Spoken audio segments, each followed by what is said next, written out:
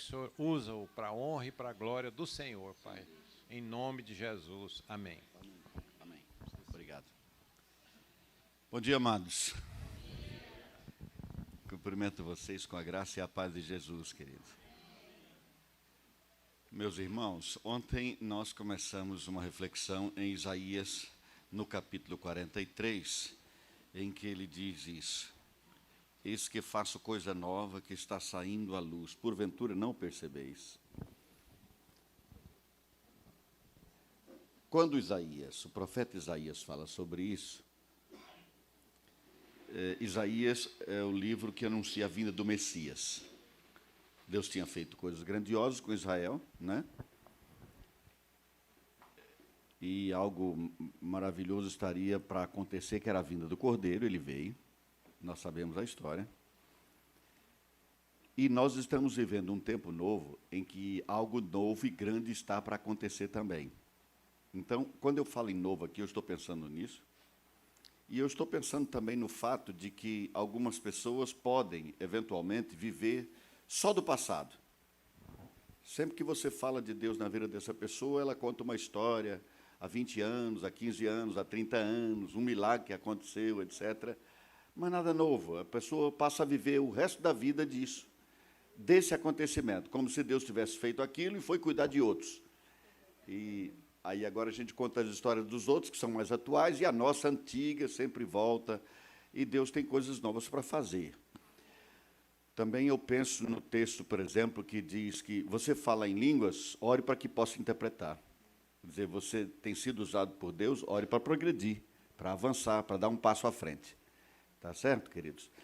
E eu ontem fiz menção de Isaías, capítulo 66, versículo 8 e 68, falando do relógio de Deus que começou a bater, quando Israel voltou para a terra e assumiu o controle de Jerusalém depois de quase 2.600 anos, Jerusalém sob o domínio dos gentios.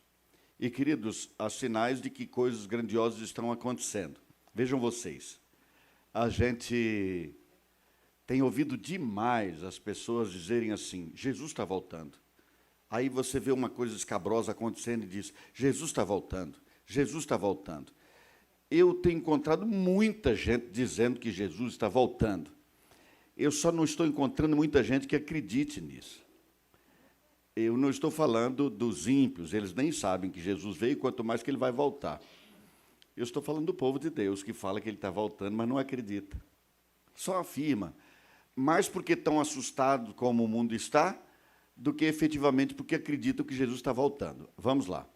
Você toma conhecimento hoje pela manhã, durante esse culto, que a rua onde você mora será incendiada. Todos os moradores, quase todos eles morrerão queimados hoje. A chance é enorme de que isso aconteça hoje, no meio da tarde, lá pelas 3 da tarde isso aconteça. Você vê todas as evidências de que isso vai acontecer. Ou que o seu prédio, o prédio onde você mora, nesse mesmo horário, vai incendiar lá embaixo, queimar o prédio inteiro, todo mundo vai morrer queimado lá dentro. Você continuaria assim, como está aqui agora, tranquilo, deixando rolar, planejando, quando eu sair daqui, eu ainda vou fechar aquele negócio, aquilo vai dar certo, não é? Eu vou finalmente passar, já fiz a prova, vai dar certo. Pastor, ore para que dê certo. Todos os planos continuam sendo feitos como se a rua não fosse queimar e o prédio também não. Se a gente efetivamente acreditasse, quem efetivamente acredita, aliás, está tomando providência sobre isso. No mínimo vai ligar para lá e dizer: sai todo mundo. Vai queimar hoje à tarde. Não, mas não há nenhum sinal de fogo, sai todo mundo. A palavra do Senhor diz que vão estar como no tempo de Noé. As pessoas se casam, se dão em casamento, vão tocando o seu dia a dia e clique, Jesus volta. Não vai dizer que está todo mundo assustado e tal. Não, todo mundo está tocando a vida. Queridos, nós falamos para o mundo que Jesus está voltando. Precisamos acreditar nisso. Ou então parar de falar. Se acreditamos, temos que viver em decorrência do que acreditamos. Isso tem que orientar nossa jornada, nossa caminhada, nossas decisões, nossas negociações, a maneira como planejamos a vida, a maneira como criamos os filhos. A gente diz que Jesus está voltando, mas cria os filhos para eles terem um bom emprego daqui a 20 anos, porque assim estarão seguros. A gente procura muito mais a segurança do mundo do que a confiança em Deus. A gente ensina os filhos que, se eles não tiverem segurança, estão perdidos. Quando devíamos só ensinar que precisam ter confiança. Confie em tudo, vai dar certo. Não, busque segurança. Se prepare, seja o melhor possível. Eu não estou dizendo que nós temos que nos reunir todos no mosteiro, numa espécie de parada do paraíso onde o trem vai passar. Não é isso que eu estou dizendo. Estou dizendo o contrário. Providências precisam ser tomadas. Qual é o meu papel? Qual é a minha participação nisso? O que está acontecendo? Por que está acontecendo? Eu estou entendendo isso? Eu compreendo o meu tempo? Sobre isso, é o seguinte. Eu me interessei um pouco por física quântica, né? E não entendia nada de nada.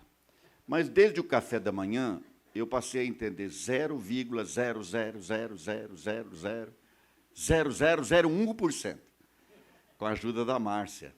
Mas ela disse algo muito interessante sobre a Terra, e eu pedi que ela falasse isso para vocês, para a compreensão do momento em que nós estamos. Por gentileza, querida.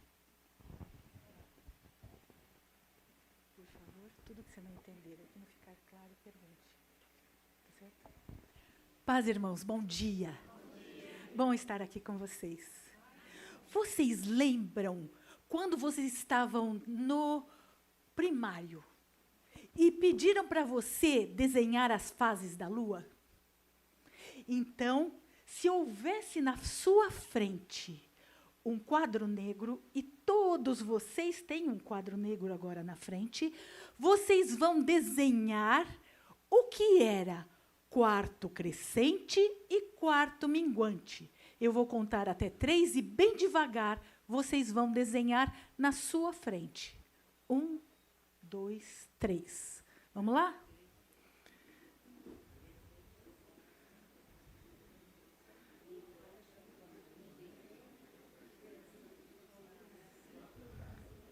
Isso. Eu vi uma pessoa desenhando certo. Não certo apenas, mas eu vi. Vocês aprenderam a desenhar assim. Um. E o outro assim. Certo? Há quanto tempo vocês não olham o céu? Vocês olharam ontem? Ontem a lua estava cheia, não estava? Estava a bolona lá branca, e você falou, é a lua. Mas se hoje fosse quarto crescente ou quarto minguante, você veria outra coisa. Você veria algo assim. Ou assim. Uai, só. Por que mudou? Mudou, não mudou?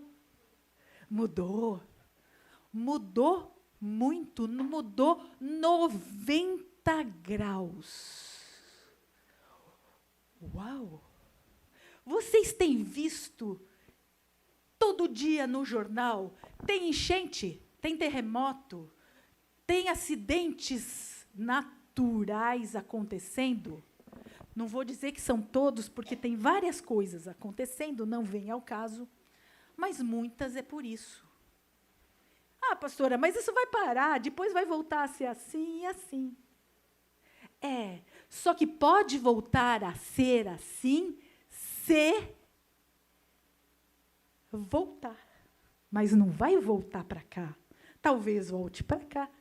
E o que era quarto crescente vai virar a imagem do quarto minguante. O que isso quer dizer, pastora?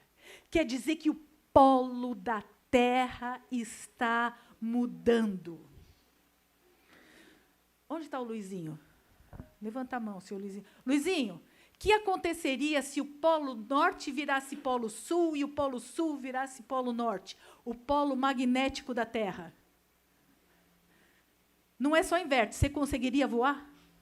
Não. Não conseguiria. Ele não poderia nem entrar para sair com o avião. De jeito nenhum. Ah, mas avião não viaja todo dia. Não, não viaja. Mas tudo mudaria. Tudo mudaria. A terra mudaria de tal forma que, para sobreviver, você precisaria outras coisas. Você precisaria estar preparado. Você talvez... Eu estou aqui conjecturando, não estou afirmando. Talvez os sistemas de comércio tenham que mudar.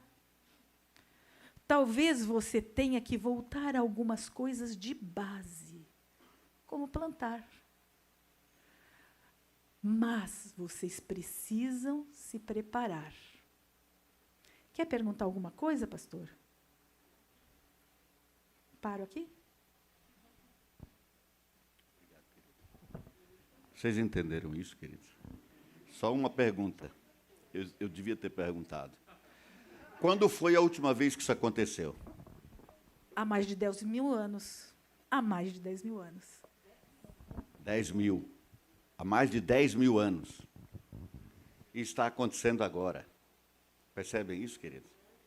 Entendem que algo está acontecendo? O relógio de Deus está tic-tac, tic-tac, tic-tac. Nós afirmamos que ele está ligado e acontecendo, mas estamos vivendo como se não estivesse. Como se não estivesse. Deus diz, eu estou fazendo coisa nova. Tem coisa nova vindo à luz, acontecendo agora. E nós vamos continuar nesse pensamento. Vamos orar? Deus santo e justo, Pai de infinita bondade, misericórdia e graça, abra o nosso entendimento. Abra o nosso entendimento, Senhor, dá-nos espírito de revelação, para que nós compreendamos com absoluta clareza, de forma inequívoca, aquilo que o Senhor está fazendo neste tempo. E dá-nos graça de sabermos como nos inserir nesse tempo. Aliás, de cumprir o propósito do Senhor quando nos inseriu nesse tempo. Dá-nos esta bênção, Senhor, dá-nos esta graça.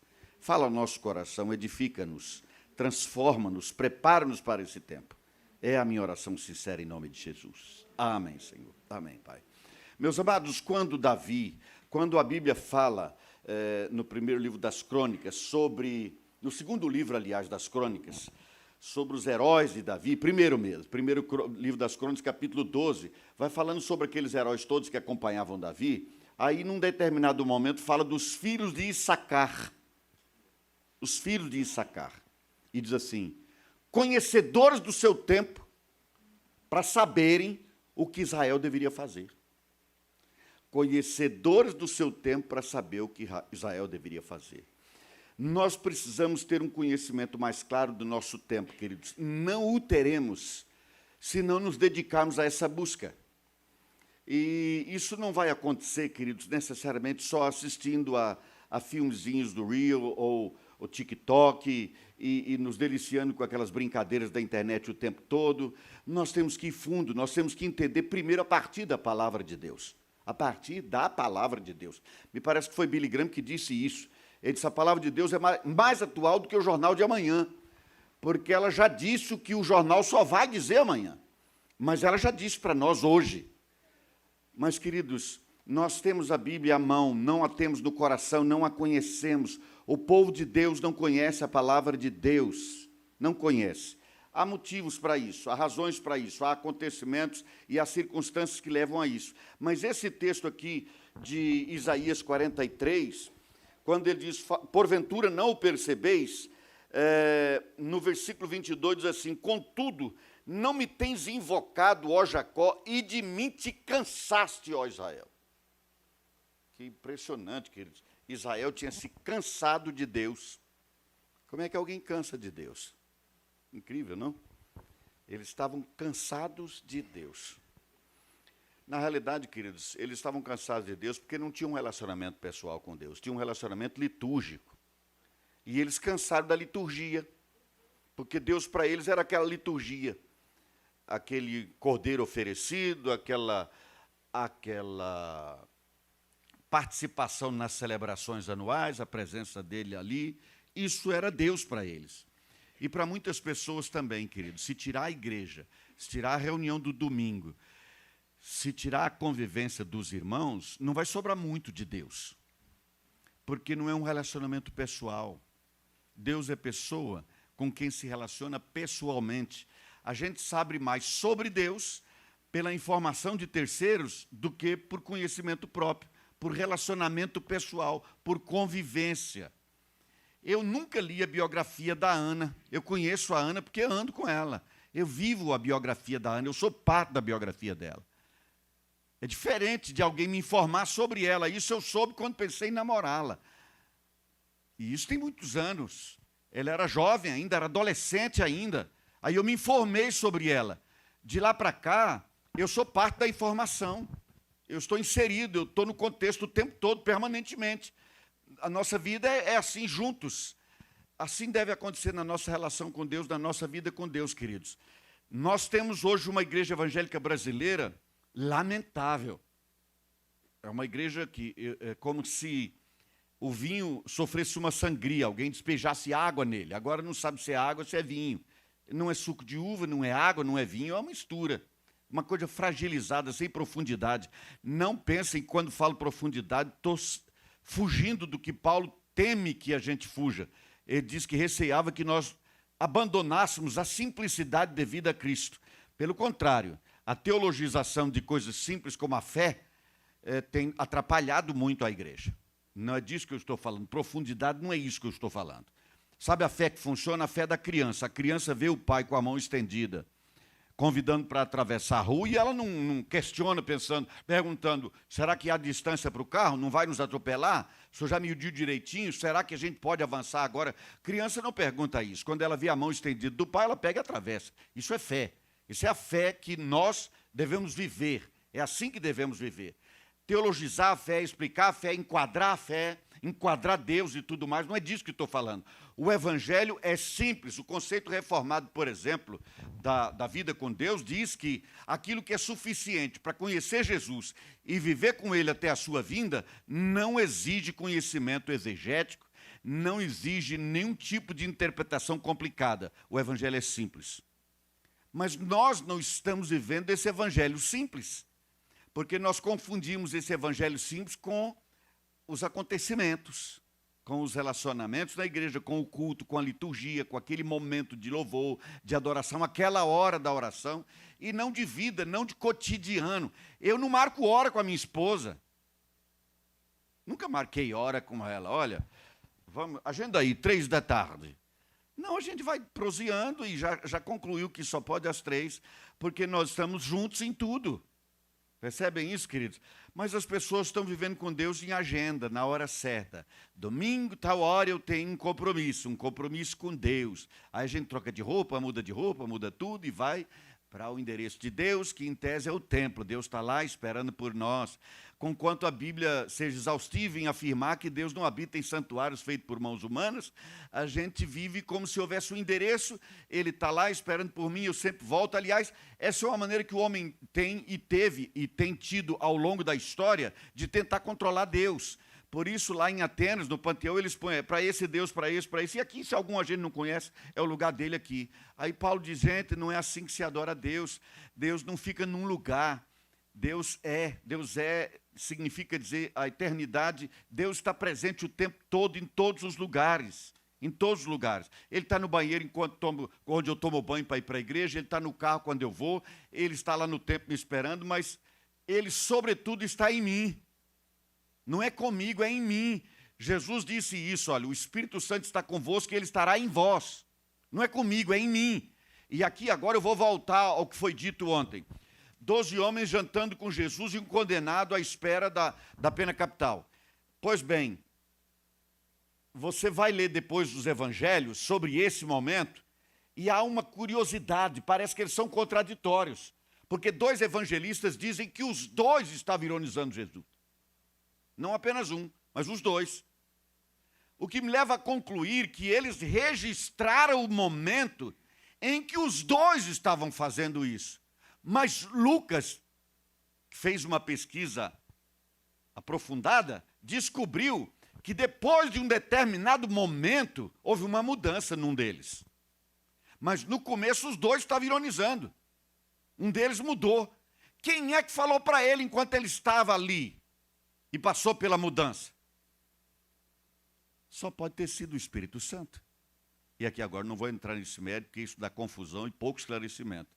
Mas você não acha curioso que Deus tem escolhido para salvar um dos ladrões e deixar do outro continuar para onde ia?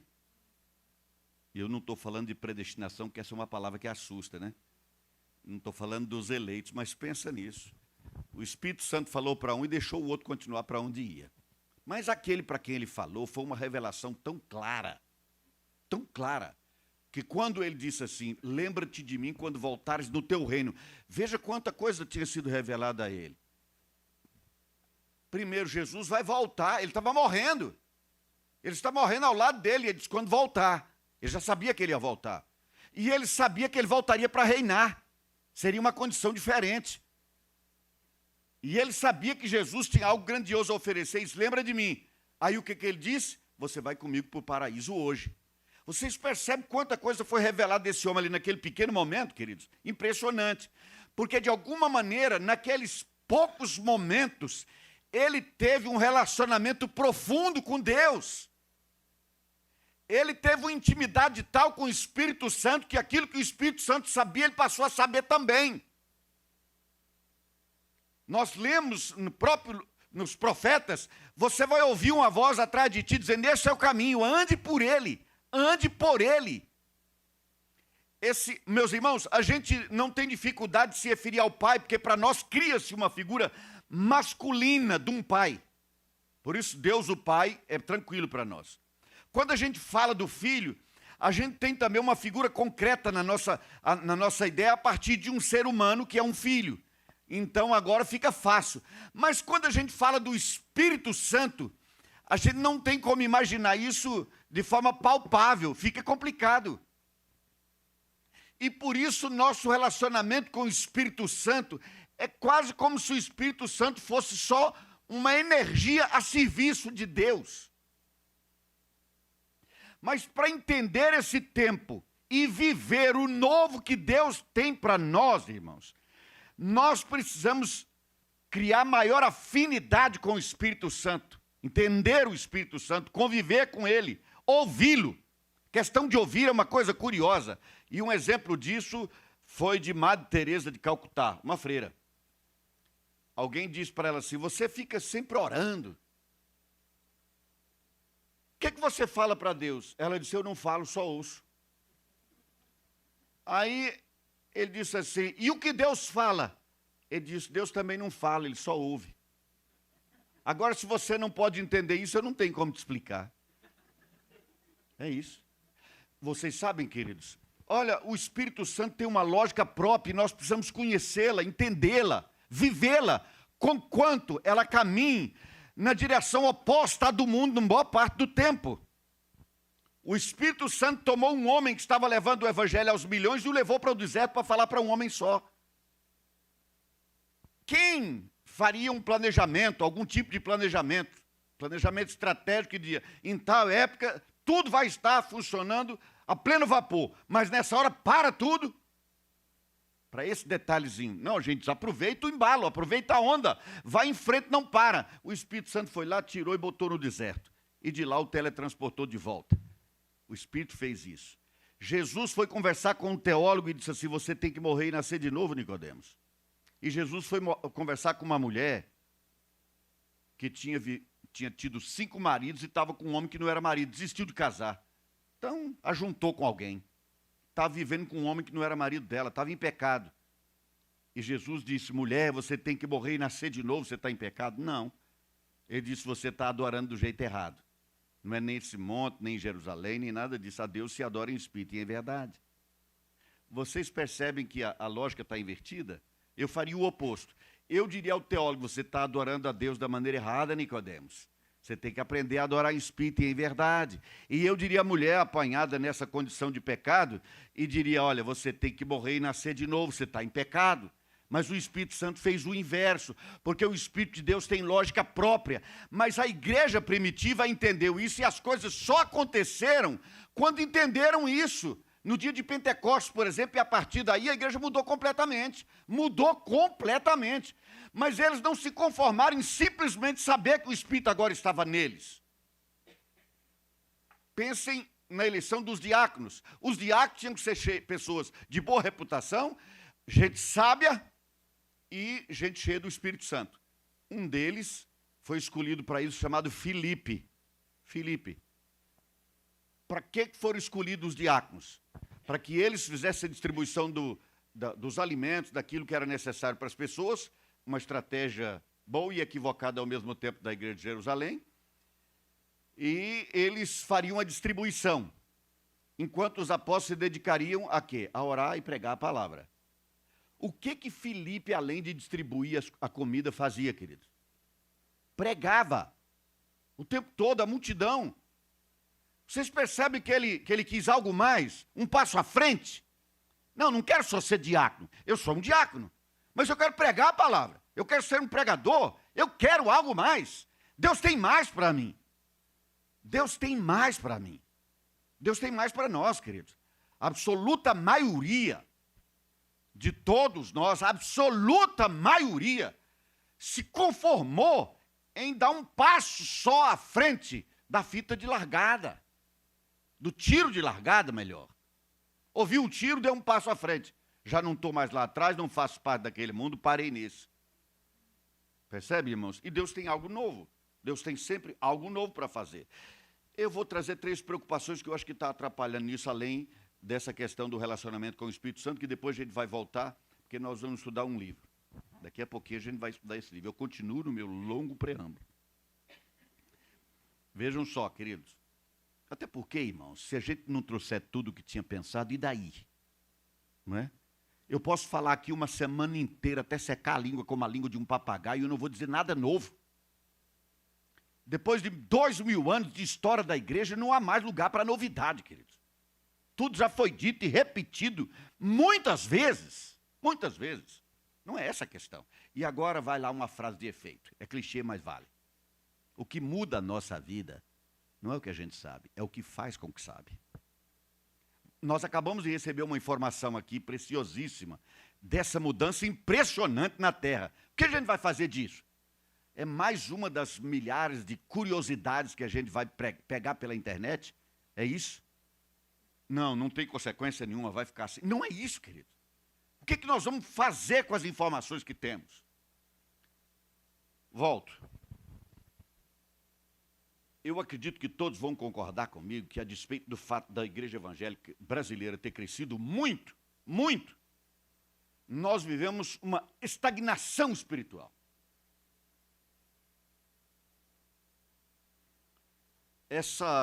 Um dia eu encontrei um angolano, eu estava com esse angolano e ele me fez uma pergunta. Ele disse, lá no Brasil é verdade que vocês são 20 milhões de evangélicos? Eu disse, não. Fala-se em 40 e até 50 milhões. Aí ele disse assim, então por que o Brasil ainda é o país do carnaval, do samba e do futebol e não do evangelho? Difícil explicar, né? Difícil explicar. Que com tanta gente, nós não sejamos o país do evangelho. Com tanta gente, a gente não consegue virar esse país de cabeça para baixo. O apóstolo Paulo sozinho transtornava o mundo com um grupo de companheiros que andava com ele. Sob a liderança dele era só um grupo. Mas quando ele chegou num determinado lugar, disseram assim, aquele transtornador do mundo chegou até nós. Nós somos 50 milhões e não estamos transtornando nada, queridos. Impressionante. Impressionante. Há uma estagnação. Dei o primeiro passo, saí agora da condição do reino das trevas, estou no reino do Filho do amor de Deus, para mim basta, estou garantido, quando o trem passar, estou dentro, vou para a eternidade, estou salvo, acabou o assunto, não quero avançar, não quero crescer. As pessoas estão se conformando com a água no pé, lembram de Ezequiel 47? Ele mediu aquela água que saiu do lugar do sacrifício, e ele entrou e cobriu o pé. Tem gente que foi com a água até o joelho e se dá por satisfeito. E aqueles, então, que chegaram com a água até o ombro, dizem, eu estou dentro completamente. Não está, não, porque o pé continua no fundo e a cabeça continua fora. E ele disse que mediu mais 1000 côvados, e ele disse, água que tinha que passar a nado. Eu estou à deriva, eu estou sob o controle dessa água, desse rio da vida, que nasce no trono de Deus. Sob controle pleno, controle total. Eu não controlo mais, eu não dirijo mais, eu não oriento mais as minhas passadas. Eu estou sendo levado pela onda de Deus. Percebem, queridos? Mas muitos de nós nos conformamos com o mais ou menos. Irmãos, Deus não ama o mais ou menos. Jesus Cristo diz que o mais ou menos, ele vomita fora. É isso que ele diz. O morno eu vomito. Você decida o que você é. O que você crê, o que você acredita, o que você vive. Falta essa intensidade para nós, queridos. Precisamos viver isso. Nós estamos muito atrelados à religiosidade, mas não estamos fazendo diferença no mundo. Tem gente mais preocupada em falar em línguas na nossa geração do que levar o ímpio do inferno para o céu. Isso estou citando para dizer que muita gente está estagnada nos dons. Uma vez me chamaram para pregar numa igreja pentecostal em Brasília, uma igreja muito grande. Tinha milhares de pessoas. E eu fui avisado do seguinte: você vai pregar e na hora específica lá você vai ter um momento de oração para que as pessoas recebam dons do Espírito Santo. Falei, meu irmão, acho melhor você convidar outro, porque eu vou falar o que Deus me disser para falar. Eu não vou falar o que você está me dizendo para falar. Porque se for para falar o que você está falando, você vai lá e fala. Eu vou lá pregar e falo o que Deus mandar. Aí ele arriscou. Estava lá em casa quando ele disse isso. A Ana deve lembrar.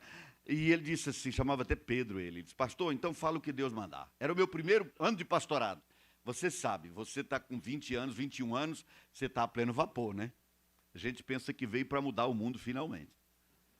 Se a gente não existisse, a história jamais seria mudada. A gente pensa assim. Aí eu cheguei lá e disse, irmãos, eu não vou orar para ninguém aqui receber o dom do Espírito Santo, não. Eu vim aqui para dizer a vocês que está na hora, você que está cheio de dons, com a vida em pecado, de consertar a tua vida. De pôr tua vida em ordem. Se coloquem diante de Deus e mudem de vida. Porque está cheio de dom e cheio de pecado. Porque a unção não impede o pecado. Davi era um ungido de Deus. Matou o vizinho para ficar com a mulher dele. A unção não impede que a gente ande em pecado. Aí eu terminei. Falei, agora vem à frente então você que quer fazer isso. Mudar de vida. Silêncio. Silêncio total.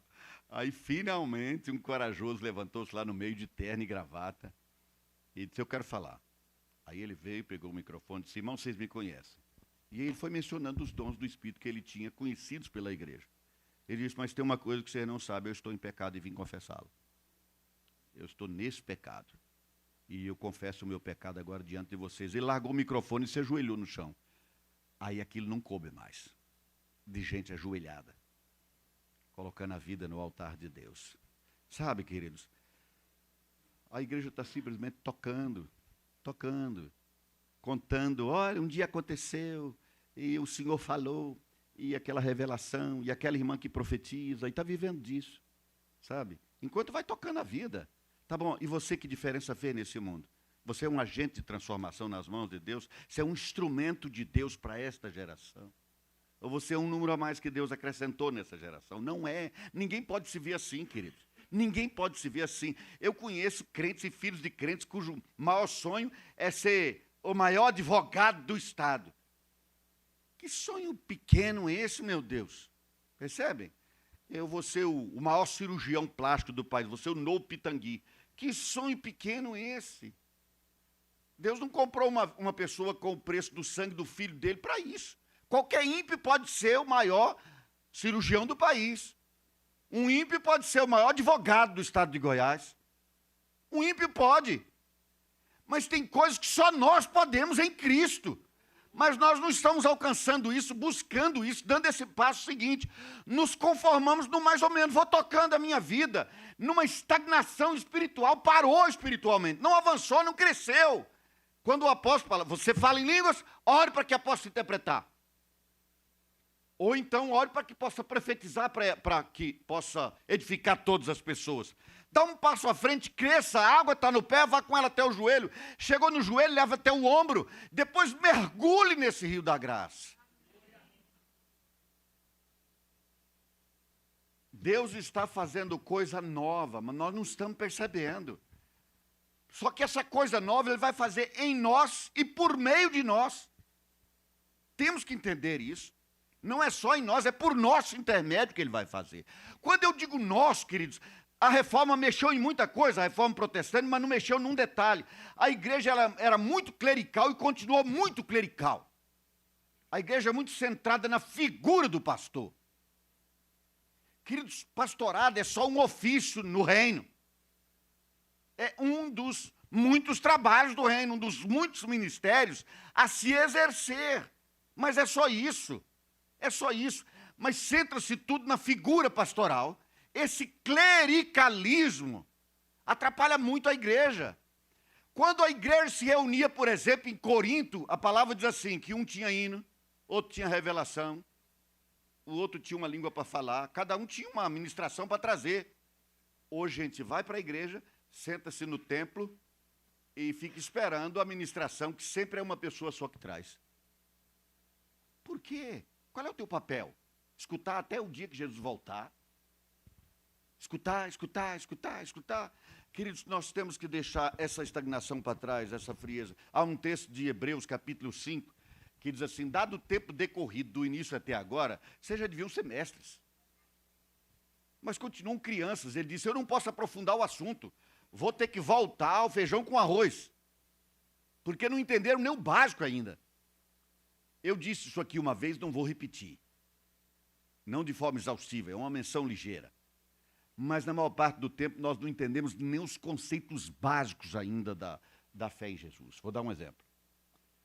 Descreva com clareza a diferença entre a graça de Deus e a misericórdia de Deus. Escrevo para você, não precisa me dizer. Pensou? Qual a diferença entre graça de Deus e misericórdia de Deus? Ou não tem diferença? Tem diferença. Todos nós sabemos a diferença? Aí a gente vai para o mundo, não, com a graça de Deus vai dar tudo certo. Ele entende isso? Nem nós entendemos. Porque a gente não dá o passo seguinte. A gente absorve que alguém falou, então está tudo bem, então está tudo certo, eu vou reprisar no evangeliquez essas mesmas palavras e tudo está acontecendo. E é curioso que as palavras vão surgindo, né? Agora pega a visão.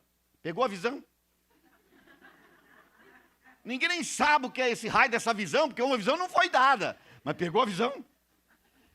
Percebem que a gente vai nessas ondas, querido? A gente não sabe o que é, não sabe o que é. Eu vi uma coisa um dia desse que me deixou estupefacto. No meu condomínio tinha um casamento com um pessoal que era ligado a um pessoal do meu condomínio. E no condomínio onde mora tinha uma Wicca na rua de baixo e uma na minha rua em frente à minha casa. Sabe o que é uma Wicca? Uma bruxa. Inclusive ela tem na frente da casa, agora ela faleceu, mas na frente da casa tem uma serpente em alto relevo e um pentagrama em alto relevo, bem na parede da casa. Essas pessoas foram para um casamento numa Assembleia de Deus em que eu estava. E na hora final, todos eles levantaram a mão e abençoaram os nubentes. Todo mundo levantou a mão e abençoou os nubentes.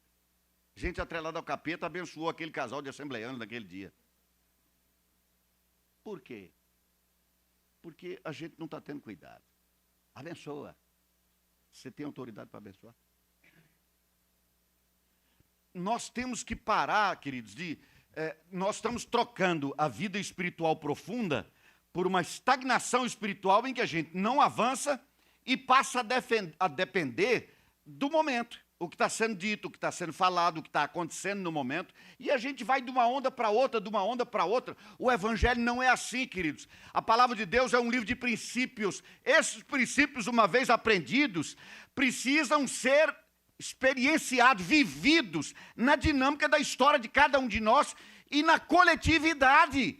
Nós temos que caminhar nesse mundo na cosmovisão que parte dos princípios da palavra de Deus. A Bíblia é um livro de princípios. Princípios não mudam. A moral é relativa, a ética não. Para o Brasil, não é imoral uma mulher vestir uma calça jeans. Na Arábia Saudita, talvez seja. Então, a moral é relativa. Mas os princípios absolutos da palavra de Deus que determinam o nosso comportamento não mudam. E a gente pode pensar que muda, como exemplo. Deus disse assim, não assassinarás, não matem ninguém. Depois, quando entrou na terra prometida, ele disse, não deixa ninguém vivo, nem velho, nem criança. Mata tudo. Mudou de Deus? Deus mudou de ideia? Eu não vou entrar nesse mérito. Mas você entende isso? Sabe por que isso aconteceu? Nós precisamos entender, queridos, os princípios da palavra e vivê-los. Tem gente que diz assim, Jesus falou que... Não, se eu entrar nisso, querido, nós vamos longe. Se eu voltar aqui... a gente vai saindo, né, pastor? Uma digressão que puxa para outra e a gente vai longe. Pensemos nessa questão da estagnação espiritual. Faça uma avaliação da sua vida. Um dia nós escrevemos lá na igreja, queridos, com a ajuda de um irmão muito bom nessa área, nós fizemos um questionário em que cada resposta daria uma nota, automaticamente. E todos os segmentos da igreja passaram por esse teste.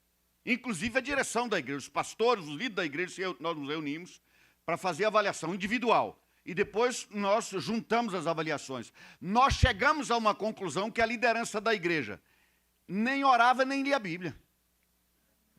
Curioso, né? Como ninguém sabia o que seria o final, quando terminou percebemos isso. A maior parte da liderança da igreja praticamente não orava nem lia a Bíblia. Estava estagnada e esperando que as coisas acontecessem, esperando que o mundo mude à nossa volta, esperando que a igreja cresça, que ela seja madura, que pessoas sejam evangelizadas, que os nossos filhos sejam crentes, que eles entrem na faculdade, não para ser feita a cabeça deles lá, mas pessoas já previamente instruídas. A estagnação espiritual, queridos, está trazendo um grande prejuízo e está nos impedindo de entender o tempo novo e o novo de Deus nesse tempo novo. Um outro problema, queridos, a indiferença e o conformismo. Meus amados, o povo de Israel saiu do Egito, passou 38 anos no deserto, depois daqueles 2 anos iniciais até chegar o momento da entrada, mas finalmente, aquém do Jordão, eles conquistaram uma bela faixa de terra, uma excelente faixa para criar gado. Provavelmente mais ovelha do que vacas e bois. Criar gado, mais gado miúdo. Mas reparem, 2 tribos, os descendentes de Ruben e Gade, trabalhavam com o gado. Aí quando eles viram aquela terra maravilhosa, já conquistada, chegaram para Moisés e disseram assim: Moisés, você sabe que essa faixa já conquistada é terra boa para gado. E nós somos criadores de gado. Então faz o seguinte, nos dê essa parte, vocês atravessam o Jordão, e o que estiver além do Jordão pode ficar tudo para vocês. Nós vamos ficar nessa faixa aqui já conquistada, de terra boa para criar gado. A pergunta de Moisés a eles foi desconcertante. A pergunta foi a seguinte: irão vossos irmãos à guerra e ficareis vós aqui? Que é isso? Então eles vão, vocês ficam aqui. Vocês ficam aí sentados esperando o trem do paraíso, enquanto os outros estão aí na labuta, levando gente para Jesus, enfrentando o inferno, lutando na frente de batalha. Percebem, queridos? Eles estavam indiferentes a tudo que viria pela frente. Por quê? Porque já estavam acomodados, indiferentes ao que teria para acontecer pela frente. Irmãos, coisas grandiosas estão acontecendo no mundo. E as igrejas evangélicas brasileiras estão praticamente indiferentes a isso, a não ser pequenos sustos que a gente manifesta pela internet. Chega lá aquelas imagens daquelas crianças ao lado dos pais mortos, e aí o pastor fulano de tal também foi morto, a gente se impressiona, compartilha um pouco, mas não termina o dia antes que a gente já esqueceu aquela imagem e passa para outra. Só que eles continuam morrendo. O problema continua acontecendo. Mas nós estamos aqui esperando que Deus que nos ama pague as nossas contas. Esperando que o Deus que cuida de nós resolva o problema da perna que está doendo, do braço que está dando sinais de bursite. Aliás, para quem é da minha idade, não são poucos que eu estou vendo aqui, eu hoje disse parando de manhã. Depois dos 60, se a gente levantar, passar o dia e não sentir dor nenhuma, é preciso ficar atento, porque já pode ter morrido e não sabe. Tem jeito, todo dia dói alguma coisa, impressionante. Todo dia tem uma dorzinha, é no joelho, é no braço. Eu já falei lá na igreja, se houver um grupo de velhos, num ônibus para Caldas Novas, pode me pagar o valor que for, que eu não vou. O assunto não muda. Não, mas tem um médico que eu conhecia, eu estive com ele, tem um remédio muito bom. O assunto é esse. Não vai meia hora para entrar nesse assunto, não é? Não vai meia hora. Mas, queridos, reparem que nós precisamos entender que coisas grandiosas estão acontecendo à nossa volta. Elas estão acontecendo. Nós não podemos ser indiferentes a isso. Nós não podemos nos conformar com isso. Vejam, amados, que nós estamos vivendo de uma maneira tal que a gente acredita que, por ser crente, por ser membro de uma igreja, por ser parte do povo de Deus, como o apóstolo Pedro diz que nós somos, automaticamente Deus vai fazer coisas grandiosas na nossa vida. Não é automático. Um texto por demais conhecido, muito lido, muito mencionado, do segundo livro das Crônicas, do capítulo 7, versículo 14, começa dizendo, se, e lá à frente você vai ver, então, esse se é uma condicionante. Não é que eu, por ser o Deus de vocês, simplesmente vou fazer chover na sua horta. Não é assim. Não é automático, tem que ter vida. Tem algo para acontecer. Mas por causa da graça que a gente só aplica a gente imagina então que tudo vai dar sempre certo. E na dúvida, a gente manda profetizar. Profetiza para o irmão que está do lado que vai dar tudo certo. Fala para ele que Deus o ama e que vai dar tudo certo. Deus falou isso para você? Não, quem está com o microfone na mão falou. Então, se eu falar isso e você fizer, você é o meu profeta, não de Deus. Fui eu que falei. Eu falei que vai dar certo, não foi Deus que falou. E aí a gente diz a um sujeito comprometido com o inferno que vai dar tudo certo na vida dele. Aí você diz para uma pessoa que está vivendo no adultério ou na prostituição e diz que vai dar tudo certo e ele pensa assim, então não tem que mudar de vida, porque vai dar tudo certo. Deus está comigo, para que mudar de vida? Deus me ama no pecado. Aí vem aquela ideia, Deus me aceita como eu sou. Não, Deus te recebe como você é, para mudar a tua vida. Deus não aceita como a gente é. Senão não precisava de Jesus, não precisava de Salvador. Se Deus me aceita como eu sou, para que Salvador? Reparem, amados, se quem? Não é qualquer um. O meu povo. E quem é o meu povo? Aqueles que se fazem chamar pelo meu nome. Israel, El de Elohim, que está em Gênesis 1:1. Esse Rim é o plural de El, de Deus. Israel com o nome de Deus no final, príncipe com Deus, ou príncipe de Deus. Ele diz, o meu nome está no nome de vocês, está no nome dessa nação. Mas, queridos, reparem, essa nação estava atrelada por aliança com Deus. Só que essa nação estava indo de mal a pior, foi tão a pior que durante 2.600 anos os gentios tomaram conta de Jerusalém, a cidade escolhida por Deus. Percebem? Porque estava indo de mal a pior, Mas ele disse, se o meu povo, que se chama pelo meu nome, orar e me buscar e se humilhar e se converter dos seus maus caminhos, então, nesta condição, eu vou ouvir as orações deles. Não, Deus ouve toda a oração. Não ouve não. Deus diz assim, nós não lemos Isaías, leia o capítulo 1. Deus disse, eu não ouço a oração de vocês. Não ouço. Nós não podemos, queridos, de forma alguma acreditar que nós vamos nos conformar com o mundo e teremos o mesmo relacionamento com Deus. Algumas pessoas, para deixar claro que Deus está fazendo alguma coisa na vida delas, dão uma forcinha para Deus, aumenta o milagre. É interessante que a gente quase nunca agradece pelo médico, né? Deus fez um milagre, uma equipe médica de 8 médicos operaram o sujeito durante 16 horas. Mas Deus fez um milagre. Sim, Deus usou o médico, graças a Deus pelo médico. Tem muita dor de cabeça, tinha muita dor de cabeça. Cada vez que eu tomava aquele enxaque, a minha dor de cabeça passava, eu dizia, Deus, em algum canto por aí, o Senhor capacitou uma pessoa para fazer esse remédio. Ô, glória! Ô, pessoa que teve uma ideia maravilhosa, não é? Deus usa, sim, a pasta de figo para curar, usou a pasta de figo para curar Ezequias, por recomendação de Isaías. Foi uma ação de Deus? Foi, porque quem decidiu dar mais tempo de vida para ele foi Deus. Mas obrigado, Isaías, pela sugestão da pasta de figo. Mas a gente quer dar uma forcinha, porque o milagre não acontece, mas a gente quer contar o milagre. Só que Deus tem milagre para fazer, não precisa inventar o milagre. Precisa criar o milagre. Não precisa fazer de conta que o milagre está acontecendo. Não precisa fazer de conta que Deus é extraordinário, porque o extraordinário é parte de quem Deus é. É da natureza de Deus. E nós participamos disso, queridos. Nós participamos disso. Mas nós temos ficado indiferentes a tudo que está acontecendo e, por outro lado, nós estamos meio tomando a forma do mundo. Nosso congresso Nova Unção, em que o pastor já pregou, congresso da nossa igreja, todo ano a gente faz um congresso chamado Nova Unção. Durante o período do carnaval, assim como vocês, nós vamos todos para lá também, ali na Missão Vida, em Cocalzinho. E eu reparei que os meninos levaram um monte de lâmpadas, luzes, enquanto a gente está cantando. Uma hora a luz bate na cara da gente, outra hora vai para lá e vai para não sei onde.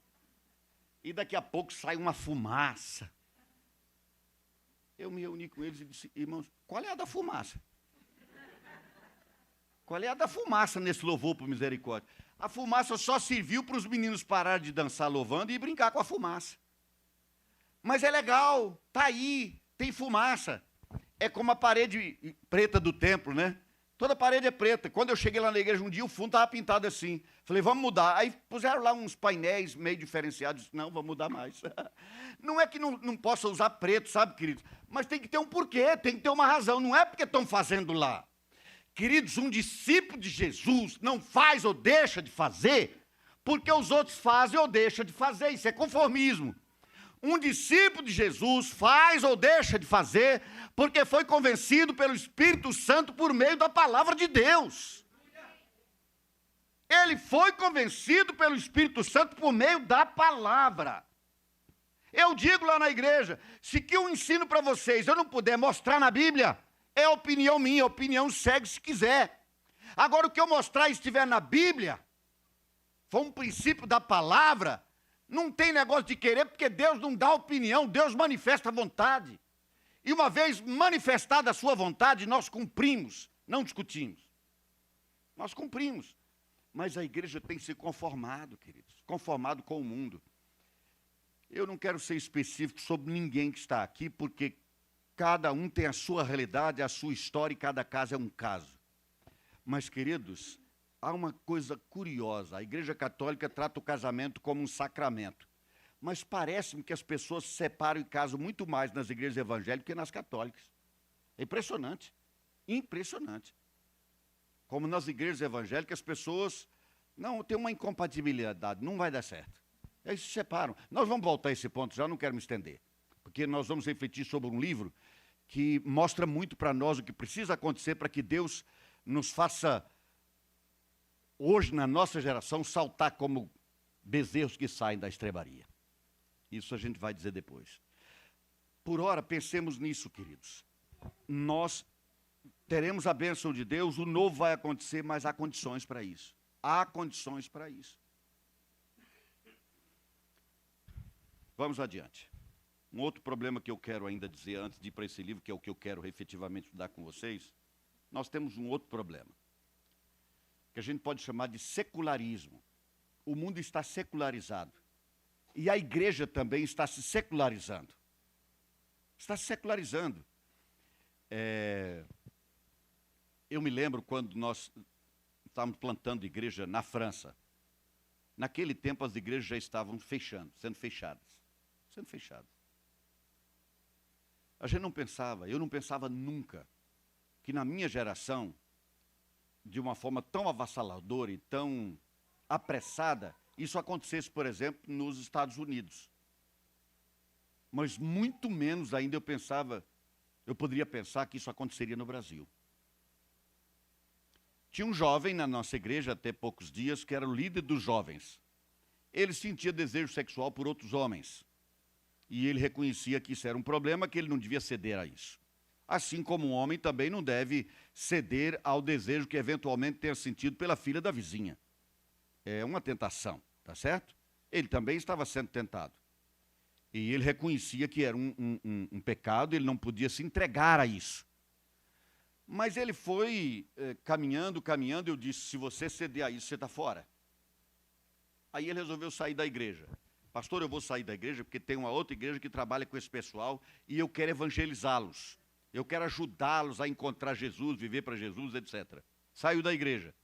Poucos meses depois de ter saído, na outra igreja, ele foi para a sua rede social e colocou a foto dele e do namorado com quem ele estava vivendo. Percebem, queridos?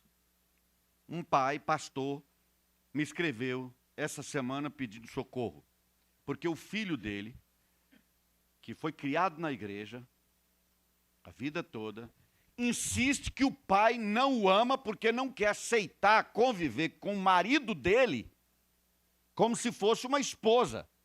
Porque o pai não o ama, o pai não entende o evangelho, o pai não dá valor aos pequeninos como Jesus mandou dar valor. A mesma coisa acontece com esse ex-líder dos jovens da nossa igreja. Percebem isso? Irmãos, o diabo está nos enredando de uma maneira tão estranha que a gente diz assim, não, mas não está na Bíblia. Qual Bíblia não está? Não está na sua nem na minha, mas na Bíblia deles está, que isso é normal e certo. Porque eles estão escrevendo uma Bíblia própria. O movimento feminista tem a Bíblia da mulher. A Bíblia da mulher, Deus não é pai, Deus é mãe. Aí a gente tem aquele romance, aquela ficção, aquele romance curioso em que há uma cabana e Deus é uma negra que cozinha na cabana. E a gente vai, que legal, que bonito. É isso mesmo, tudo lindo, lindo uma onda. Isso é do capeta, isso é do inferno. Satanás está tentando destruir a igreja por dentro. A igreja que está se secularizando. O inferno não está tendo muito trabalho para isso, queridos. Não está tendo muito trabalho. Porque ele está fazendo por dentro, ele está implodindo a igreja. Daqui a pouco, se eu disser a Bíblia fala, ele vai dizer a sua, não a minha. E pronto, cada um tem a sua. Aí você diz, não, mas isso não acontece no nosso meio. Não, você explica alguma coisa na palavra de Deus, a pessoa, é uma frase muito comum, especialmente entre jovens. Mas eu não penso assim. Eu não concordo. Ui, daí? O que eu tenho com isso? Você concorda ou não concorda? Se está claro na palavra de Deus, está claro e acabou. O que a Bíblia diz, a gente repete, o que ela se cala, a gente faz silêncio. Não é isso, pastor? Pronto, acabou. Mas não, eu não concordo, eu não gosto, não concordo com isso. Porque essa pessoa está com uma cosmovisão formada pelo inferno. Você diz, não, pelo inferno não, pela faculdade. E esse mundo todo jaz no maligno. Satanás é o Deus deste século. É o Deus deste século. Eles seguem a este Deus. E a gente tem agora a obrigação de ser legal com ele, dizer, não, mas é bom, é bonito. É bonito coisa nenhuma. Meus irmãos amados, nós acabamos de ouvir o que está acontecendo, o relógio de Deus, tic-tac, tic-tac, tic-tac. Mas a gente não está notando o que está acontecendo. A igreja está crescendo enquanto o evangelho morre. Daqui a pouco, sabe o que nós seremos? Uma estatística no cristianismo. E aqui agora eu vou dizer uma coisa, queridos. Eu não gosto de cristianismo. Eu não me incluo no cristianismo. Cristianismo é um movimento religioso que eu digo que, sobretudo, acontece principalmente a partir do século IV, quando Constantino cristianizou à força o Império Romano. Ninguém tinha que nascer de novo. Não tinha que ser convertido. Não tinha que morrer e nascer de novo. Só tinha que se declarar cristão. E o que o cristianismo fez? Matou, torturou, roubou, assaltou, inclusive aqui no Brasil. Olha que coisa curiosa. Veja aquele filme das Cruzadas. Quando você chega no Egito, do aeroporto para o centro da cidade, você passa pela Cidadela de Saladino. Quem aqui já viu lá, não foi, Neide? Cidadela de Saladino. Quem foi Saladino? Olha que curiosidade sobre Saladino. Quando aqueles que vieram na direção sul, vindo da Europa, com o estandarte, com uma cruz, chegaram em Jerusalém e tomaram a cidade, eles decretaram 3 dias sem lei. Sabe o que significa isso? Fechados os portões da cidade, mataram todos que estavam dentro. Os que vieram com a cruz, mataram todos. Deixou ninguém vivo. Depois Saladino tomou a cidade. Quando Saladino tomou a cidade, ele disse, olha, ninguém vai morrer, todo mundo paga pela própria vida, começando pelos ricos. Aí ele foi recebendo de todo mundo para sair vivo. Quando chegou naqueles que não tinham como pagar, ele disse, por esses eu vou pagar, mas todo mundo vai sair. Que curioso, não, queridos? Irmãos, quem mais matou judeu no mundo não foi muçulmano, não, foi cristão. Foram cristãos, não, porque eu não considero um cristão que faça isso. Foram pessoas que faziam parte do cristianismo. Porque tinha 12.000 igrejas ditas reformadas na Alemanha, quando Hitler ascendeu ao poder. 12.000. E o que aconteceu? Mataram só de judeus 6 milhões. Sem falar o tanto que mataram na Polônia e outros países. De forma cruel. Cruel. Eu não gosto de cristianismo. Mahatma Gandhi, uma vez foram falar de Cristo para ele, disse, em Cristo eu creio, que eu não creio no cristianismo. Concordo com ele. Eu estou com Cristo, não estou necessariamente com o cristianismo. Nós não podemos fazer simplesmente parte dessa estatística dos cristãos, como se fala no Brasil. Porque essa é uma estratégia de Satanás, queridos, tirar de nós a nossa identidade. A nossa identidade. Quando Daniel foi tirado de Israel e levado para a Babilônia, queridos, o que aconteceu com ele e com os 3 amigos foi que o rei tentou despersonalizá-los por completo. Mudou a identidade deles, tirando o nome que eles tinham e dando nome novo. O nome deles estava atrelado a Deus, pois atrelado aos falsos deuses. Ensinaram para eles a cultura dos caldeus. Ensinaram para ele uma comida nova, se lembram? Porque, queridos, quando eu vejo, por exemplo, no café da manhã aqui um cuscuz, eu sei que o Nordeste chegou por aqui. Que aqui a gente come cuscuz às vezes, no Nordeste come cuscuz todo dia e algumas outras coisas mais. Não é?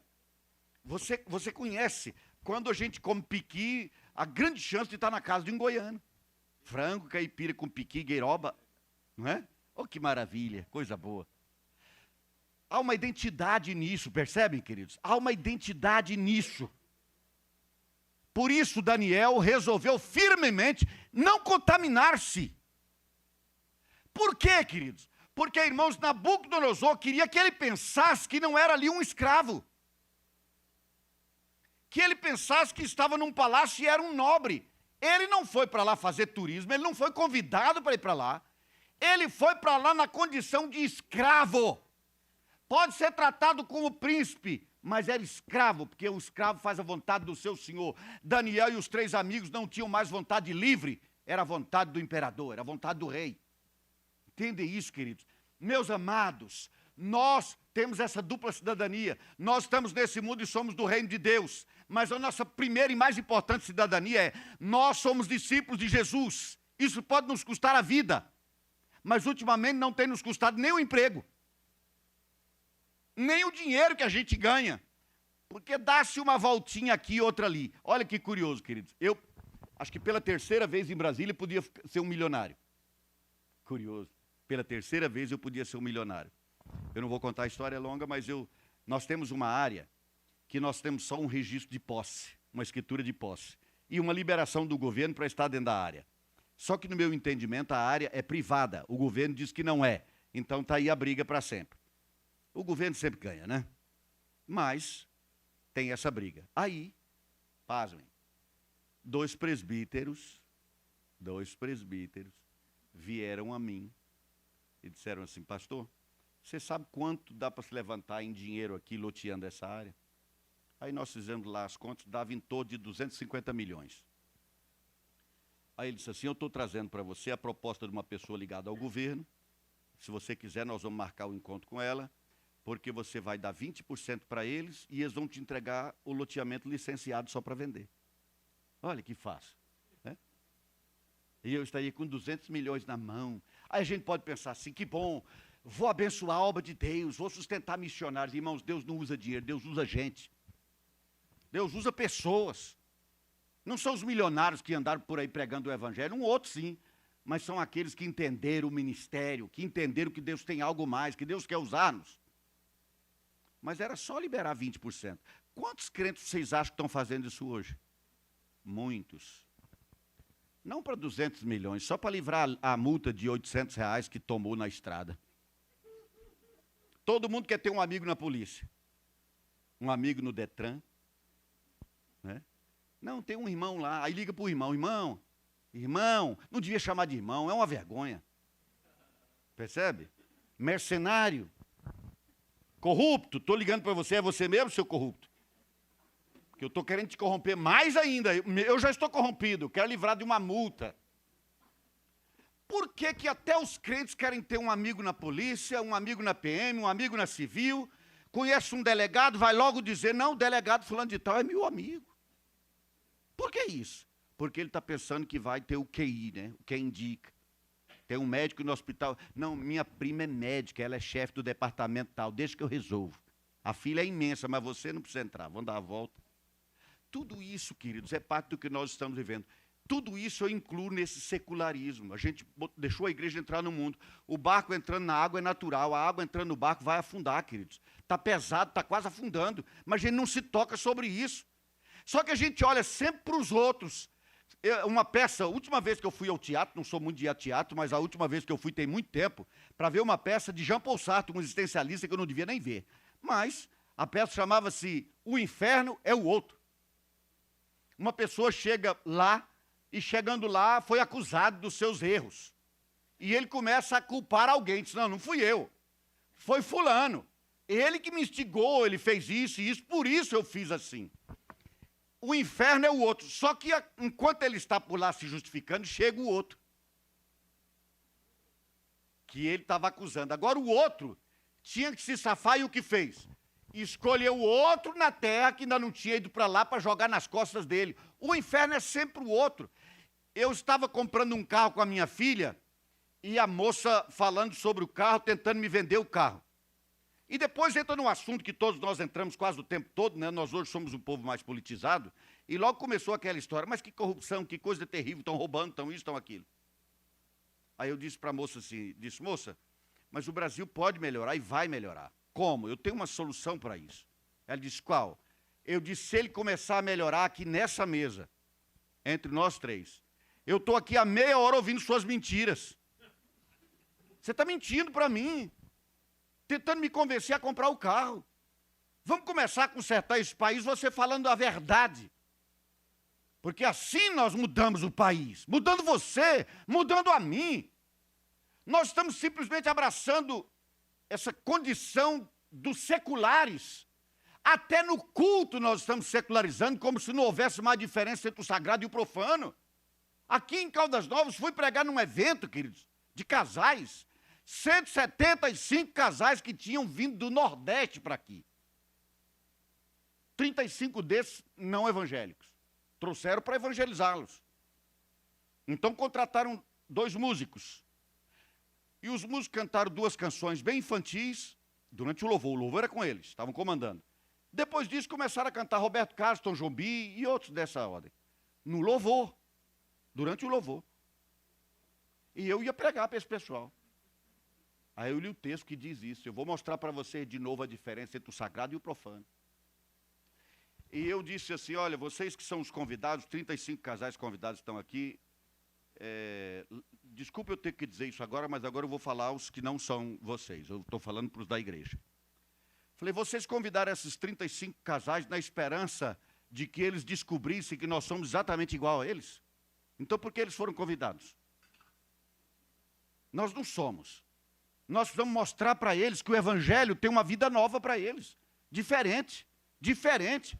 Mas vocês estão querendo ser legais. O pastor tinha acabado de dizer assim, toda verdade é verdade de Deus. E ele ainda mentiu, porque ele disse, quando o diabo reconheceu Jesus e falou alguma coisa lá na tentação, que não foi o que o diabo falou. Mas ele não estava muito afeito. O importante para ele era dizer que toda verdade é verdade de Deus. Então a verdade de Roberto Carlos era de Deus, a de Tom Jobim também era de Deus. Entendem isso? Entendem isso, querido? Mas eu estou falando de uma igreja, dessas igrejas inclusivas. Aliás, quando uma igreja for inclusiva, pergunto se lá tem cadeira para anão, porque é só inclusivo para os homossexuais, né? É inclusiva, vale todo homossexual, todas as minorias, mas os anões continuam com a perninha balançando na cadeira grande, né? Não é uma igreja inclusiva, é uma igreja que quer abraçar o mundo e dizer que é normal, é isso que está acontecendo. Mas reparem, queridos, que esse pastor estava nessa onda, mas ele não é dessas igrejas. Ele é de uma das igrejas tradicionais do Brasil, mas já está lá dentro. Percebe, irmãos, que o secularismo está entrando até no culto? Ok. Vamos continuar na mesma ideia. Deus está num tempo novo, fazendo algo novo, Ele quer fazer na sua vida, quer que você dê um passo à frente. Fale em línguas, ore para que possa interpretar. Você foi alvo de um milagre de Deus, agora ore para ser você o instrumento do milagre de Deus. É essa a ideia. Você recebeu o milagre, você recebeu a bênção, seja você agora a bênção. Seja você a bênção. Muito bem. Nós vamos ler um texto. Só mais um minutinho, depois eu paro. Vai para Malaquias, por favor. Nós vamos nos deter muito tempo nesse texto aí. Mas eu só vou começar agora. À noite a gente continua. Ainda temos hoje à noite e amanhã de manhã. Aí a gente continua, só dá sequência, tá bem? Só vamos dar sequência. Malaquias, o texto que fala do dízimo. O assunto aqui não é dízimo, queridos. Qual é o assunto de Malaquias, irmãos? Interessante demais isso. Já vou adiantar isso. O assunto de Malaquias é fidelidade, não é dízimo. É fidelidade. Aliás, o dízimo de Malaquias eu nunca entreguei, porque eu não sou judeu, nem recebi terra em Israel. Eu não tenho porção de terra lá, por que vou ter que dar esse dízimo aqui de Malaquias? Nesse sentido, eu nunca roubei Deus. Tá certo? Mas vamos lá. Malaquias. Reparem como o texto começa. O texto aqui começa como também começa Abacuque. Geralmente, queridos, os profetas começam profetizando, dizendo assim, palavra do Senhor a fulano de tal. Nesse caso de Malaquias, assim como em Abacuque, começa dizendo, sentença. Vejam bem que tinha acontecido um julgamento. E uma sentença seria proferida. Sentença. Eu estou com a versão revista e atualizada, que eu acredito que uma boa parte de vocês tem. Sentença pronunciada pelo Senhor contra. Contra quem, irmãos? Contra Israel, o povo que tinha o nome de Deus. O povo que tinha o nome de Deus, sentença contra eles, por intermédio de Malaquias. E ele diz assim, eu vos tenho amado, diz o Senhor. Eu tenho dado sinais de que eu amo vocês, eu cuido de vocês. Mas vós dizeis, em que nos tens amado? Aí a resposta, não foi Esaú, irmão de Jacó? Disse o Senhor, todavia amei a Jacó. Eles eram descendentes de Jacó, não é por isso o nome Israel. Porém, aborreci a Esaú. De novo, não vou entrar nessa questão de eleição aqui, tá, queridos? Vocês quiserem estudar mais isso, leia Romanos 9, 10, está mais claro lá. E fiz dos seus montes uma assolação e dei a sua herança aos chacais do deserto. Se Edom diz, fomos destruídos, porém tornaremos a edificar as ruínas, então diz o Senhor dos Exércitos, eles edificarão, mas eu destruirei.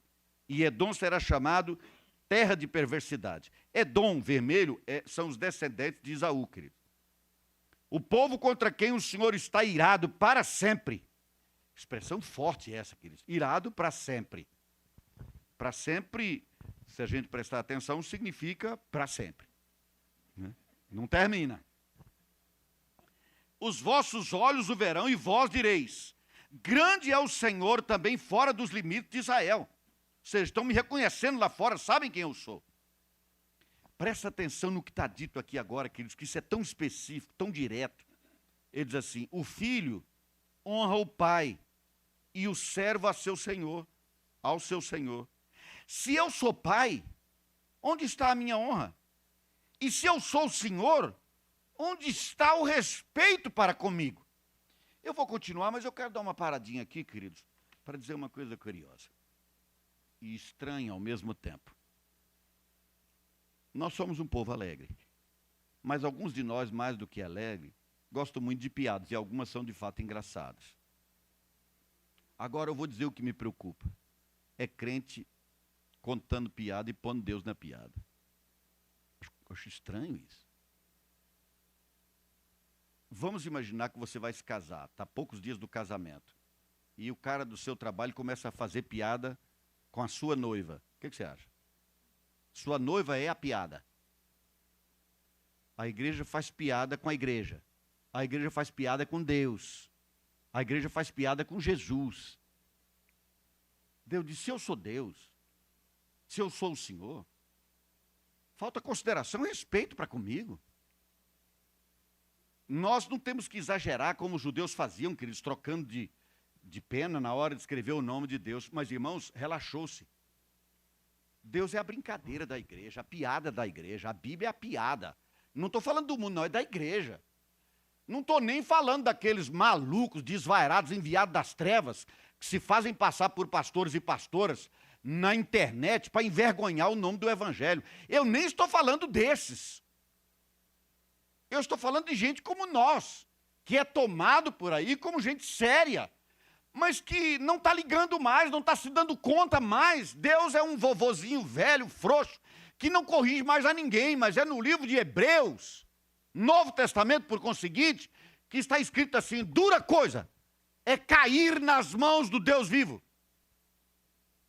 Por que isso não está escrito lá no Antigo Testamento? Está escrito no Novo, no tempo da graça. No tempo da graça. Quer ver uma outra coisa? Em Corinto, na hora de participar da ceia, eles estavam fazendo loucuras. Não entendiam o corpo, tinha gente ficando de porre durante a ceia. Bebendo vinho até ficar bêbado durante a ceia. E tinha gente mais rica, abastada, que comprava lá aquele carneiro gordo, né? Aquele borrego no ponto, preparava um assado, levava para a ceia, porque na verdade era uma refeição, e ele de lá pensava assim, aquele sujeito lá não vai dar conta de trazer nada, talvez alguma lagartixa que ele pegou por aí. Então quer saber? Vou comer logo meu cordeiro para ele não comer o meu. Aí Paulo diz assim, por que você não comeu em casa? Para que trouxe para cá? Você não entende o corpo. Você não entendeu o corpo. Corpo aqui não é corpo de Cristo, não é corpo igreja. Povo de Deus. É o coletivo. E se vocês não entenderam, e tem alguma consequência? Queridos, presta atenção nisso, é Novo Testamento. Algumas pessoas estavam doentes em razão disso. E algumas pessoas tinham morrido em razão disso. Não estava doente só, não estava morta. Morreu por quê? Morreu por isso, pelo desprezo com o sagrado, pela falta de entendimento do que é o corpo de Cristo, do que é ser um discípulo de Jesus, do que é ser um pequeno Cristo, um cristão, que leva sobre si o nome de Jesus. Brincou com isso, não entendeu isso. Deu importância indevida a isso e morreu. Não, mas a bênção é para todo mundo. Declara para o irmão que vai dar certo. Vai dar certo se. Tem condicionante aí. Se, então, vai dar certo. Percebe, amados? Quando foi que 2 pessoas morreram de arrancada na igreja, assim que ela nasceu? Quando mentiram. Quando mentiram. Eles criaram uma estratégia, todo mundo que tinha bens foi vendendo e dando, criou um cofre só na mão dos apóstolos. Os apóstolos eram ótimos para pregar a palavra e ótimos para orar, mas péssimos para administrar na minha concepção. Tanto é assim que eles foram comendo tudo sem investimento nenhum e depois tiveram que ter ajuda das igrejas da Macedônia porque estavam passando fome. Não é, comeram tudo. Talvez deviam criar uma cooperativa, alguma coisa assim, não é? Mas não criaram. Porque eles acreditavam que Jesus talvez voltasse na semana seguinte. Cooperativa para quê, né? Jesus pode voltar amanhã, a sua roupa pode queimar amanhã, mas ela pode queimar também só daqui a 100 anos. A gente tem que saber entender isso, viver isso, pesar isso, medir isso, ter equilíbrio nisso. Entende, queridos? Eles não tiveram muito, ficaram passando fome. Passaram fome. Mas aí alguém vendeu uma propriedade, dá tudo isso para eles. Metade já é suficiente, tem paciência, aí é demais. Sabe aquele sujeito que quer, mas tem medo de meter a mão no bolso e tal, aí chegou lá e disse, quanto você vendeu? Tinha vendido, digamos, por 200, ele vendi por 100. Foi? Foi. Está aqui a parte. Ele disse, você está mentindo para o Espírito Santo. Esse que vocês estão vendo, vai te carregar para o cemitério, você está morto. Que coisa forte, querido. Aí chega a mulher dele, quanto foi mesmo a fazenda lá? Foi 100, estava combinado. 100, esses aí levaram seu marido para o cemitério, vão te levar agora também. Irmãos, imagina hoje. Imagina hoje, eu estou ali em Brasília. Aí no domingo à noite alguém vem e eu fico sabendo que ele está mentindo e quer enrolar até Deus. Quer enrolar até Deus. E eu falo, você vai morrer hoje para você aprender a respeitar o Senhor. Vocês queriam me ouvir de novo o ano que vem? Sabe-se lá, né? O homem falha e a pessoa morre, Deus me defenda, Deus me livre. Vamos continuar aqui mesmo, está de boa. O Senhor, fica você mesmo. Mas Pedro fez isso, queridos. Pedro, vocês entendem o ódio das pessoas também? Ou vocês acham que os parentes desse pessoal ficou como? Ficaram como os parentes? Revoltados. Nossos parentes morreram naquela igreja que está aí. Morreram lá. Mas, irmãos, está tudo assim, não há respeito pelo Senhor, Deus é um objeto, Deus é algo que eu tomo posse, Ele não é o meu Senhor, Ele não é o meu dono, Ele não manda e eu obedeço, Deus é alguém a meu serviço. Eu estava comprando uma peça de um rapaz um dia desses, e ele disse para mim assim, rapaz, se há um povo picareta, são pastores. Falei, são picaretos? São. Mas nem todos. Todos, não tem um. Tudo picareta. Tudo picareta, os bichos são safados. E eu, rapaz, nem todos, nem todos. E ele insistiu e bateu firme, todos. Aí ele contou, ele falou, nós pagamos 5 mil e demos a passagem a um pastor dos Estados Unidos, que veio aqui e disse que com uma oração dele, um rapaz nosso aqui que trabalha pra gente, ficaria livre das drogas. Ele não sabia que eu sei que ele também era um drogado. O rapaz ia livrar ele também. Ele disse, ele orou e não livrou nada, mas os 5 mil ele levou, tudo safado. Eu disse, olha, eu vou te apresentar um pastor que não é nada disso que você está falando. Muito prazer. Aí ele ficou assim, meio sem jeito, né? Falei, isso mesmo, eu sou pastor, e não sou isso que você está falando, não. Esse que você conheceu não é pastor, é um mercenário, que está ficando rico e só tem lugar nesse mundo por causa de gente interesseira e idiota como você. Você é como quem comprou o bilhete sorteado da loteria. O cara aparece dizendo, olha, ganhei 300 mil, mas se tiver 30 mil eu entrego, porque eu não sei onde é a caixa. Aí o cara compra o bilhete premiado. Falei, você acha que Deus está à sua disposição para você pagar e ele fazer o que você quer? Quem você pensa que Deus é? A Bíblia você não deve ler. Se via Deus, você não serve. Deus é alguém à sua disposição, você paga e ele atende. Eu vou dizer uma coisa, se você não nascer de novo, não só você não se livra das drogas, como você vai queimar na eternidade no meio do inferno, é isso que vai acontecer. Você precisa nascer de novo, entrega a tua vida para Jesus, vai ler a palavra de Deus, a mãe dele em pé, uma católica em pé, estava sorridente a essa altura. E falou, é isso mesmo, pastor. Uns 3 meses depois, eu falei com ele de novo pelo telefone, e agora há pouco ele esteve na minha casa, hoje ele é membro de uma igreja batista lá na Asa Sul. Graças a Deus, graças a Deus. Mas você percebe que isso está acontecendo na igreja também, queridos?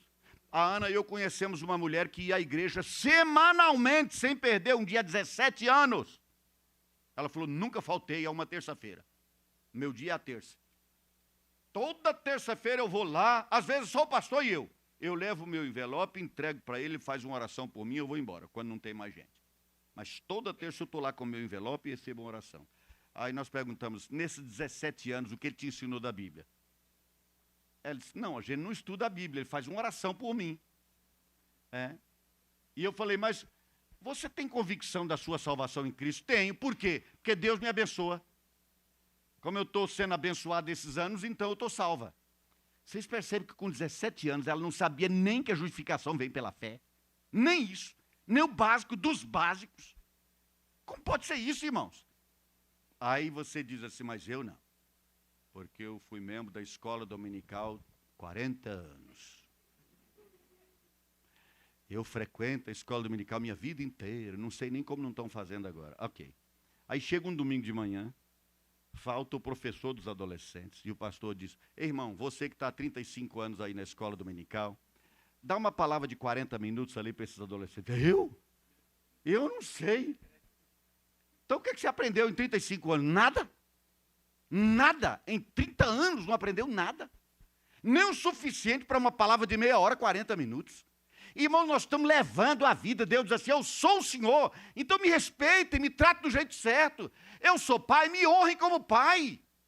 Israel não estava fazendo isso, irmãos. Israel foi o Deus que tinha tirado a eles do Egito, fez passar o mar a pé enxuto, fez descer comida do céu, mas está bom demais, fica na tua, Deus, que nós vamos continuar na nossa. A ponto de chegar ao absurdo de aparecer o Manassés e oferecer os próprios filhos aos demônios. Olha o ponto que chegou. Olha o ponto que chegou. Nós estamos chegando ao ponto de gente que se diz pastor casar 2 homens, casar 2 mulheres. Aí a gente diz, é um absurdo. Eu vou dar uma tirada ligeira, nem não tem adolescente aí, né? No texto que fala de homossexualidade, diz assim, as mulheres mudaram o seu modo natural das suas relações íntimas. Queridos, sexo no ânus é natural? É natural? Não preciso dizer mais nada. Não, mas entre 4 paredes. Deus ficou cego naquela hora. Deus está surdo. Deus, você deu uma licencinha para Deus para ele vazar dali. Meus amados, nós temos que levar a vida com Deus a sério. Muito sério. Muito sério. É fácil apontar para os outros, olhar para os outros, acusar os outros. Precisamos olhar para a nossa vida, irmãos. Olhar para a nossa vida. Deus disse, se eu sou o Senhor,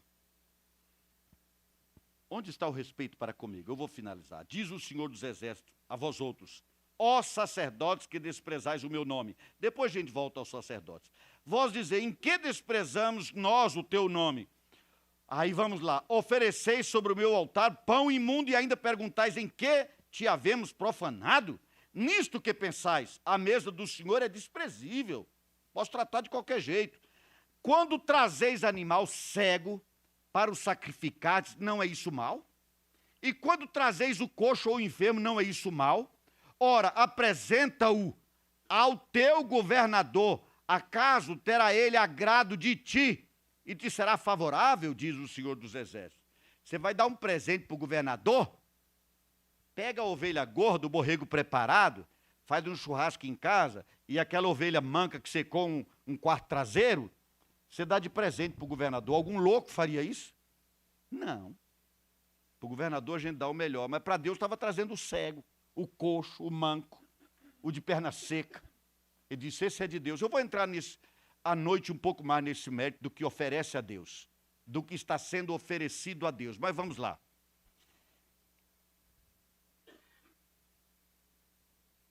Ora, apresenta ao teu governador, acaso terá ele agrado de ti, te será favorável? Diz o Senhor dos Exércitos. Agora, pois, suplicai o favor de Deus, que nos conceda a sua graça, mas com tais ofertas nas vossas mãos, aceitará ele a vossa pessoa? Ele não fala mais de oferta agora. Ele diz, nesse caso, ele vai aceitar a sua pessoa? Eu volto a isso à noite. Deixou a oferta de lado agora, o problema é na pessoa. Diz o Senhor dos Exércitos, tomara houvesse entre vós quem feche as portas, para que não acendesses debalde o fogo do meu altar.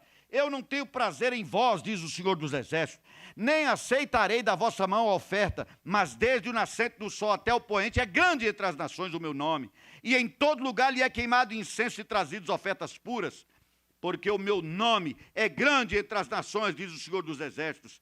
Mas vós o profanais, quando dizeis, a mesa do Senhor é imunda, e o que nela se oferece, isto é, a sua comida é desprezível. E dizeis ainda, olha, agora vai coincidir com o texto de Isaías. E dizeis ainda, que canseira. Estavam cansados de Deus. Impressionante isso. E me desprezais, diz o Senhor dos Exércitos. Vós ofereceis o dilacerado e o coxo e o enfermo, assim fazeis a oferta, aceitaria eu da vossa mão, diz o Senhor. Maldito, pois maldito seja o enganador, que tendo um animal sadio no seu rebanho, promete e oferece ao Senhor um defeituoso, porque eu sou o grande rei, terrível entre as nações. Amém. À noite a gente volta começando daqui, tá bem? Pastor.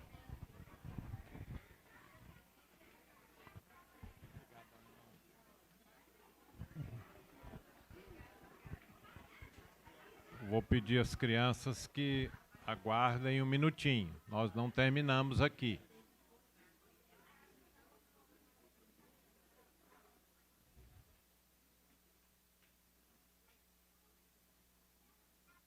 Irmão, se você fosse agora perguntado qual o tema que o pastor Alcides está desenvolvendo aqui a manhã toda, o que você diria? Quem arrisca?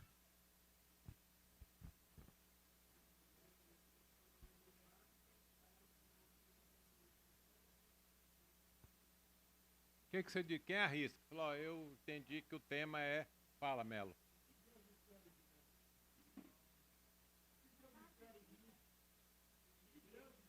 Entendi. Porque eu estou apontando para... Quem mais? Fala, Sheila.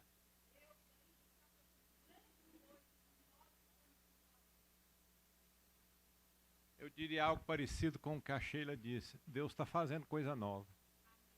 Ele repetiu isso aqui, eu não contei ainda, mas pelo menos umas 10 vezes. Coisa nova. Não é gente nova, é coisa nova. E quando você estava dando exemplo de criador de gado, lembrei do meu irmão Macionil aqui, sabe? Macionil é um fazendeiro já há muitos anos. E ele um dia pegou todo o gado que ele tinha na fazenda dele, vendeu, comprou ovelha. Encheu lá de ovelha. Quantas ovelhas comprou na época? 300. Botou lá. Aí um dia ele chega na igreja de manhã e fala: pastor, agora eu entendi o que é ser pastor. Ô bicho encrencado, tal de ovelha. Furar seca. Ó, pastor, a gente põe eletricidade na seca, elas furam lá e passa para outra, e incomoda, e quer comer só a grama do vizinho, você tá o melhor. Vendi tudo, não quer nenhuma.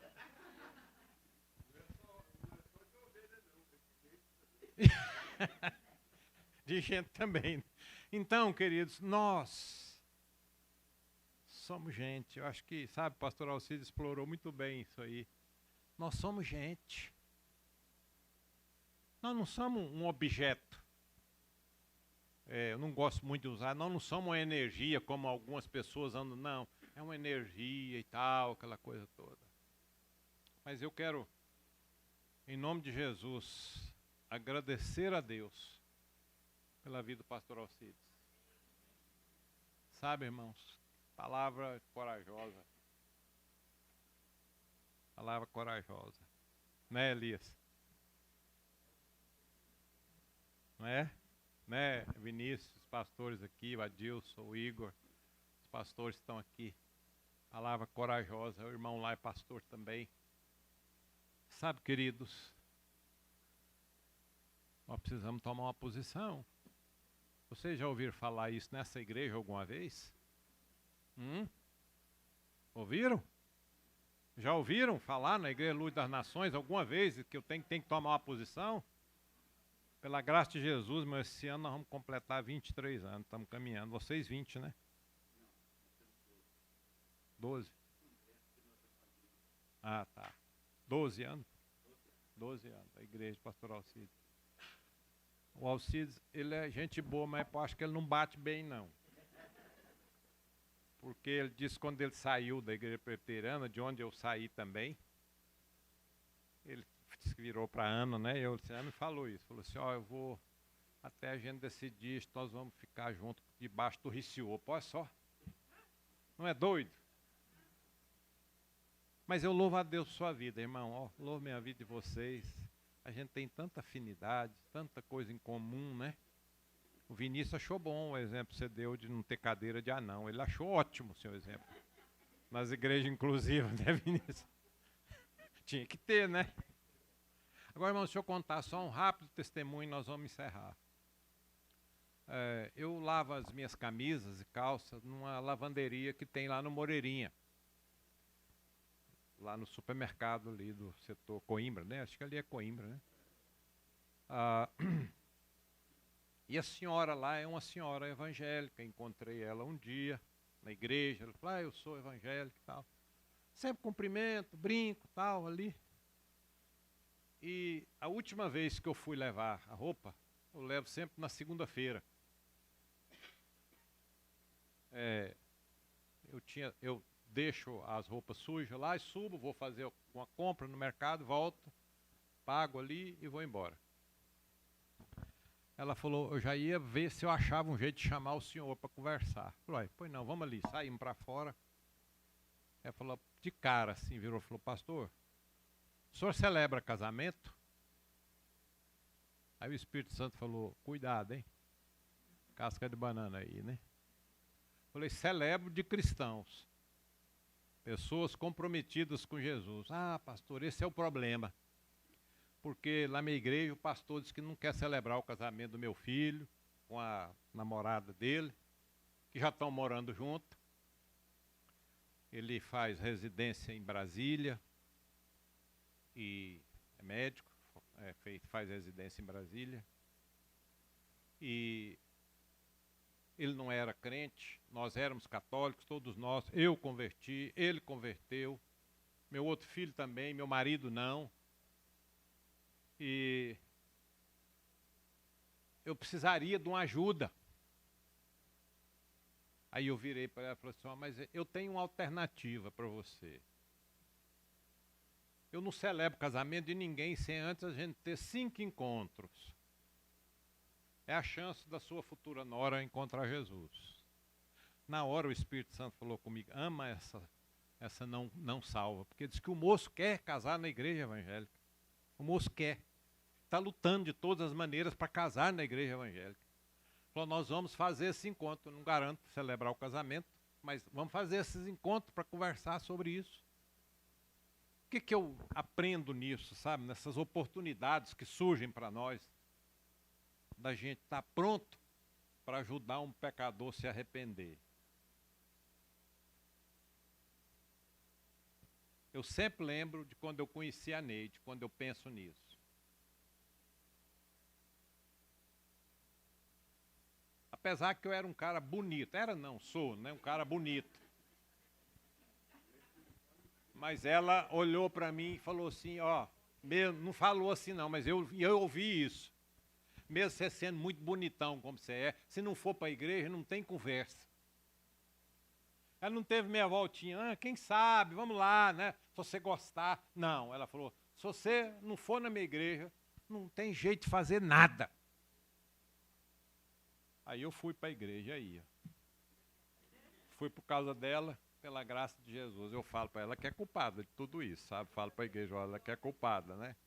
Então, queridos, vamos orar neste momento agradecendo a Deus e tem algo, o que é que você falou, velho? Esqueci o que é que você falou. Que tinha uma coisa. Sim, hoje à tarde tem, que hora que vai ser, cadê a Andréia, a Alessandra? Cadê a Andréia, Alessandra? Que hora vai ser a reunião com as mulheres?